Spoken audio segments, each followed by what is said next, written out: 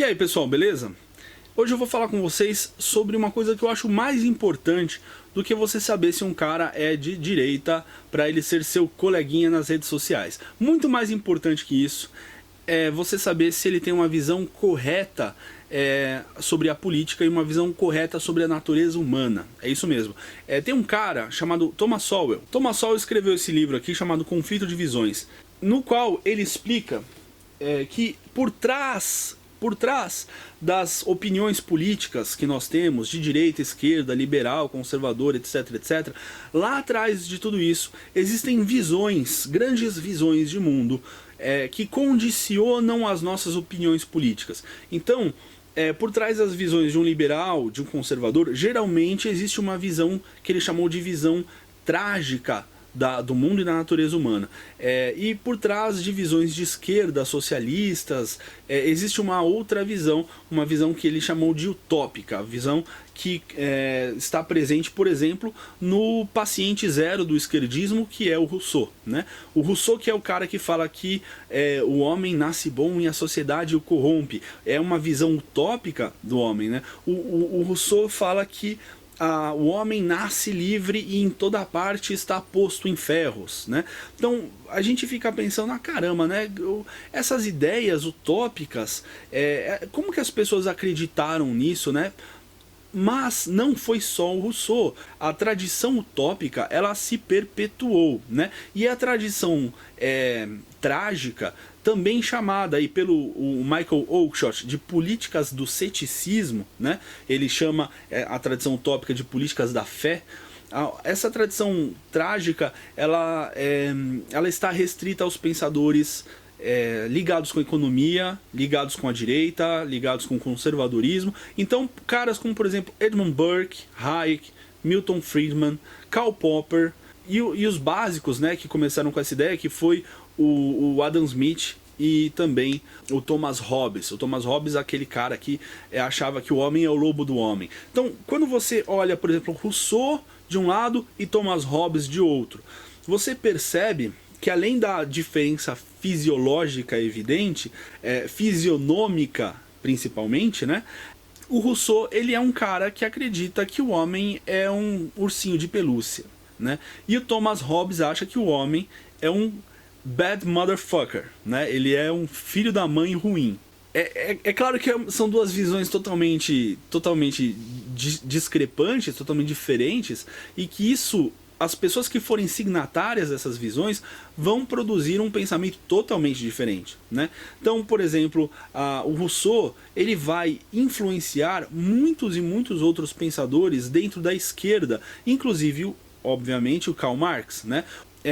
O apego do Marx com o racionalismo imoderado, né, que é uma crença no fundo na razão como redentora do homem, né, é uma forma de utopismo. E é uma forma de utopismo que os ingleses sacaram lá com David Hume, por exemplo, quando eles falaram, não, o ceticismo para valer, ele não vai duvidar só da ferradura atrás da porta, do pé de coelho, do gato preto, do voodoo, etc e tal. O ceticismo pra valer, ele vai duvidar, inclusive, das questões de fé, das questões da tradição religiosa e principalmente da racionalidade. Quer dizer, a nossa razão, ela é muito limitada, né? É limitada por causa que a nossa condição ontológica é uma condição limitada. Essa é a visão dos pensadores trágicos, né? Pensadores como Edmund Burke, pensadores como Adam Smith, pensadores como Milton Friedman, Karl Popper e, como eu falei, a maior parte dos caras que estão à direita. Eles olham para a natureza humana e falam assim, a natureza humana não é perfeita, nós somos restritos, ou seja, nossa natureza ela é uma coisa que não vai mudar muito, ela é um negócio assim que tipo, você pode puxar mais para cá, mais para lá, sempre vai causar um desconforto, né? E nós temos que criar condições na sociedade de remediar os defeitos da nossa natureza. Essas condições são as tradições, né? Quando você tem as tradições, como por exemplo a família, como por exemplo a sociedade política, as formas de instituição que existem na sociedade política, todas essas instituições, as religiões, etc. e tal, são formas de você amenizar o caráter entrópico, né, e trágico da natureza humana. O que quer dizer trágico? A palavra trágico em grego tem a ver com tragos, que significa um bode, né, um bode que será sacrificado.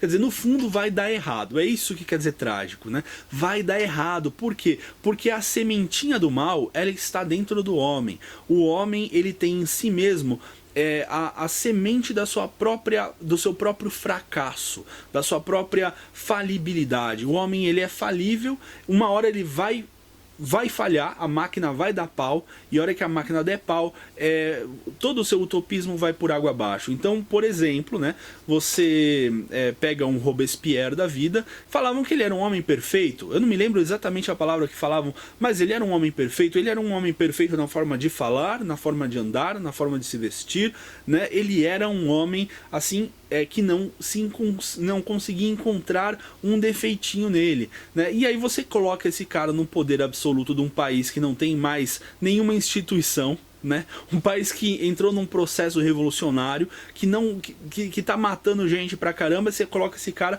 e fala assim: as suas virtudes vão nos salvar. Olha o messianismo, olha a ideia da política da fé que o Michael Oakeshott fala.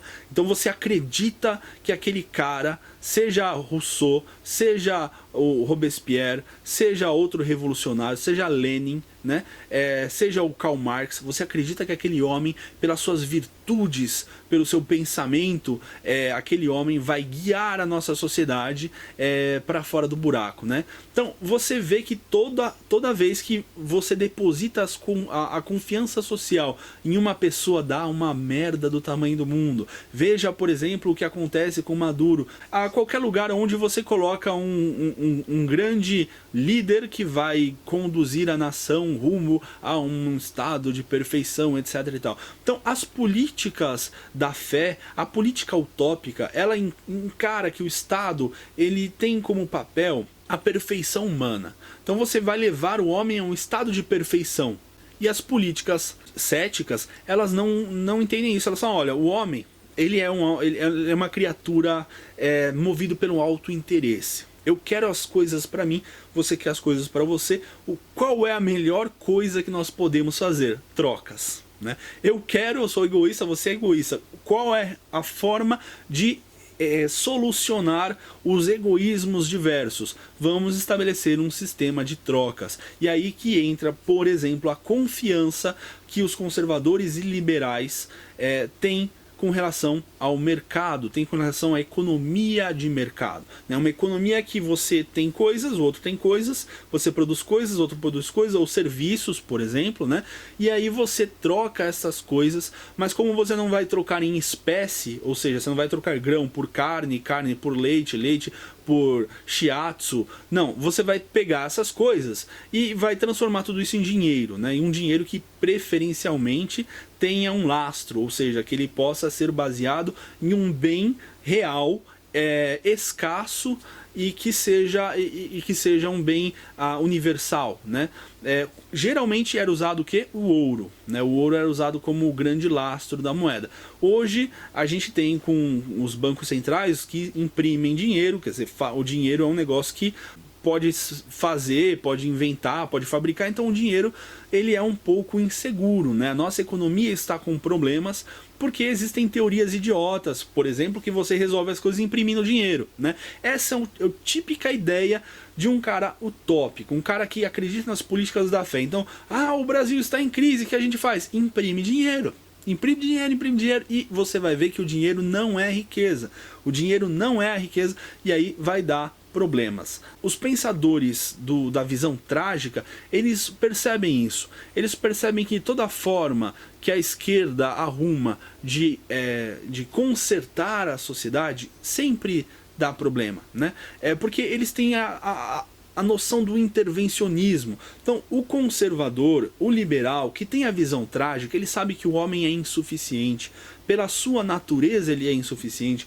Não é possível você confiar, né, em um homem que vai subir ao poder. Então, por exemplo, as pessoas que são monarquistas, que acreditam que o rei deve voltar ao Brasil, olha, se você for um monarquista do tipo a monarquia parlamentar, uma monarquia que tenha um parlamento, aí eu falo, tudo bem, tá bom, o rei pode voltar, sei lá, né? Acho até que de repente seja uma saída para um país que gosta de cultuar uma figura.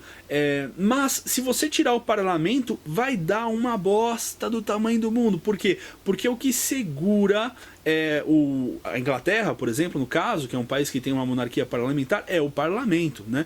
O que faz com que os interesses gerais, né, se engalfinhem ali e produzam algum resultado que traduza a vontade das pessoas é o parlamento, não é o rei. O rei, ou a rainha no caso, ele não pode ter essa onisciência, ele não pode ter todo esse conhecimento e sabedoria, né? Isso não pode estar a cargo de um homem ou de uma mulher.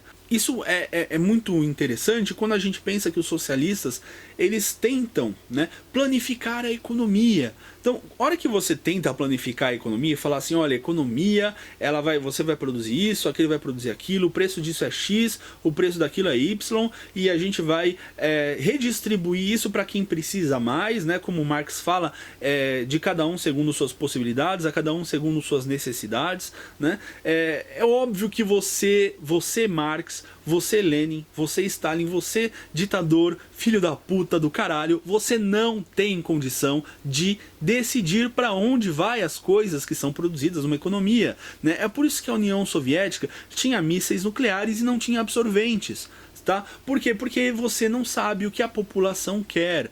Como você descobre o que a população quer? Existe um negócio chamado sistema de preços. O sistema de preços, ele vai falar assim, olha, aqui todo mundo quer remédio, mas não se faz muito remédio. Então, o que acontece com o preço do remédio? Sobe. Se o preço sobe, e você pode produzir remédio, você fala, peraí, quer saber, eu vou sair desse ramo que eu tô de vender cachorro quente e vou começar a fazer remédios para dor de cabeça, né? E você começa a trabalhar fazendo remédios. O que acontece, você ganha bastante. Muitas outras pessoas também tiveram essa ideia, os remédios começam a encher mais no mercado, encher mais as prateleiras, a concorrência se instala e o preço cai, né?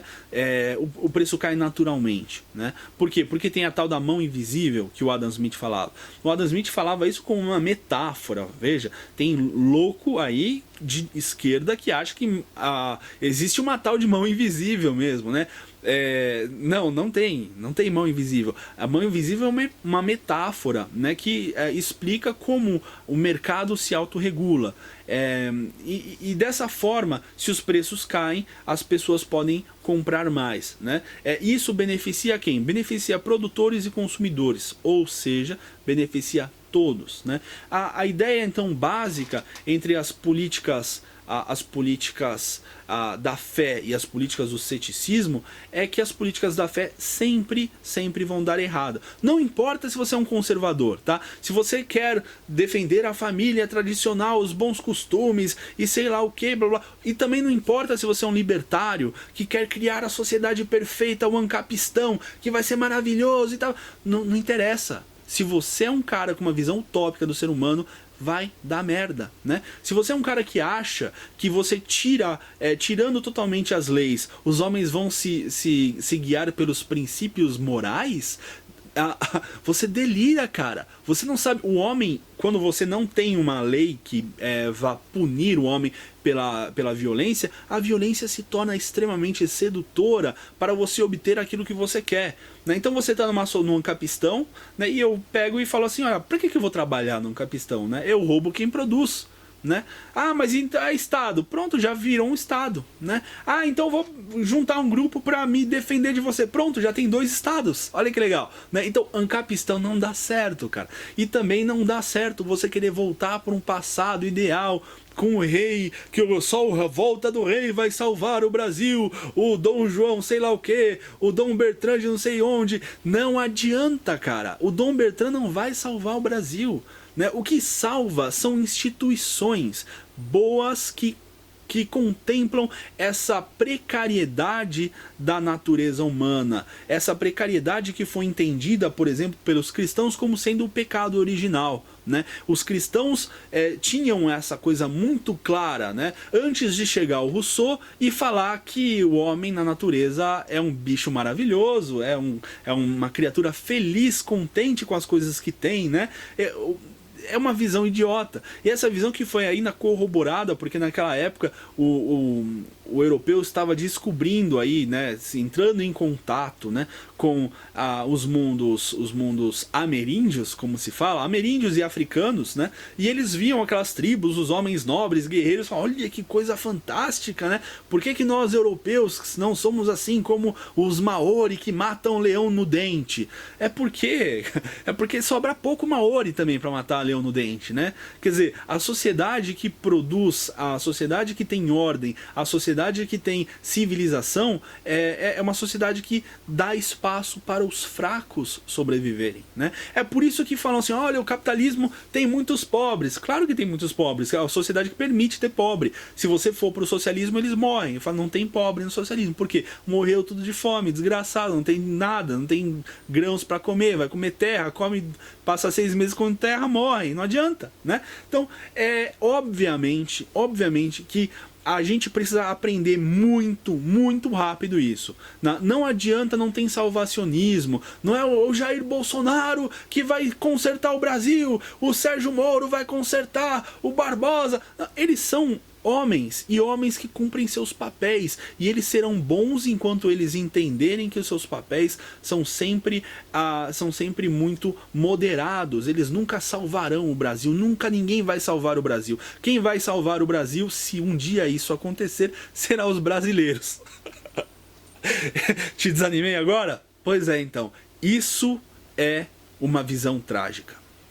Muito obrigado. Se você curtiu esse vídeo, dá um like aqui pra mim. Compartilha esse vídeo nas redes sociais. Se inscreve no meu canal, tá? E manda isso pro seu amigo esquerdinha que vive no mundo da lua, utópico, e acha que, sei lá, tipo, Jesus era de esquerda, coisas do tipo, tá ligado? Manda pra essa galera aí pra eles ficarem muito bravos comigo e com você. Falou? Um beijo na bunda. Tchau.